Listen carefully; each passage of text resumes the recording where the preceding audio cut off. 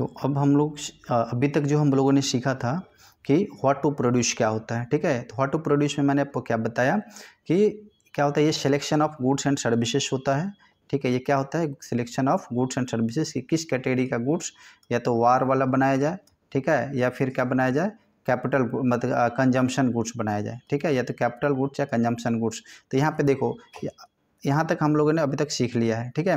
अब हम लोग पढ़ेंगे the problem of what to produce has two aspect. इसमें क्या होता है, दो एस्पेक्ट होता है, ठीक है। दो एस्पेक्ट कौन कौन से होता है कि what possible commodity to produce. इसका क्या मतलब होता है, what possible commodity to produce, मतलब कि कौन से पॉसिबल कमोडिटी को प्रोड्यूस किया जाए, ठीक है। What possible commodity to produce means क्या होता है कि किस कमोडिटी को ज़्यादा से ज़्यादा प्रोड्यूस किया जाए।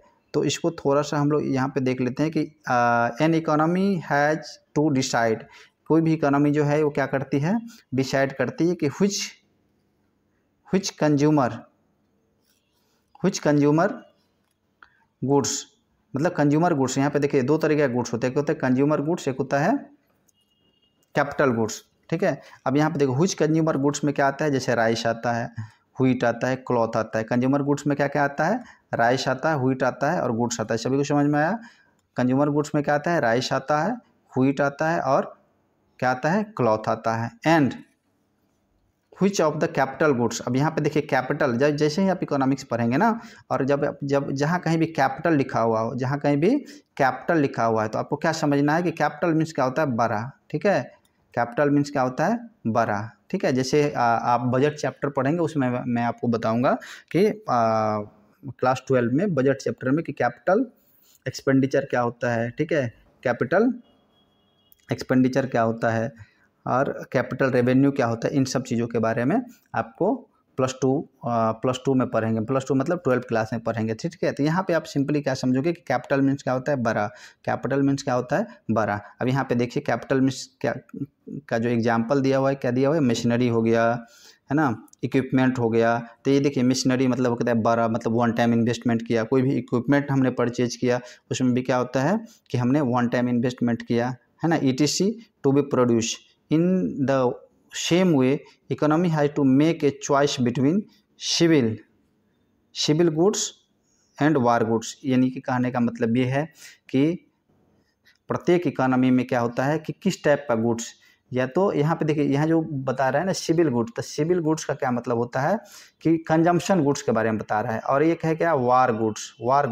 अब ये जो वार गुड्स है, वार गुड्स क्या बता रहा है, कैपिटल गुड्स के। तो इकोनॉमी को चॉइस करना होता है कि किस टाइप के गुड्स को आपको प्रोड्यूस करना है, ठीक है। अब नेक्स्ट देखिए, अब नेक्स्ट है हाउ मच टू प्रोड्यूस, ठीक है। सेकेंड उसका क्या एस्पेक्ट है कि हाउ मच टू प्रोड्यूस। तो यहाँ पे क्या है कि after deciding the goods to be produce, मतलब कि अब ये डिसाइड अभी तक हो गया, ये डिसाइड हो गया कि हमें कैपिटल गुड्स को प्रोड्यूस करना है या फिर कंजम्पशन गुड्स को प्रोड्यूस करना है। अब क्या सेकेंड डिसीजन लेना है कि हमें किस क्वांटिटी में प्रोड्यूस करना है, ठीक है, किस क्वांटिटी में कैपिटल गुड्स को प्रोड्यूस करना है और कंजम्पशन गुड्स को प्रोड्यूस करना है। सो इकोनॉमी हैज टू डिसाइड क्या डिसाइड करता है, the economy of each commodity and this is selected. It means it involves decision regarding the quantity to be produced of consumer and capital goods, civil war goods and so on।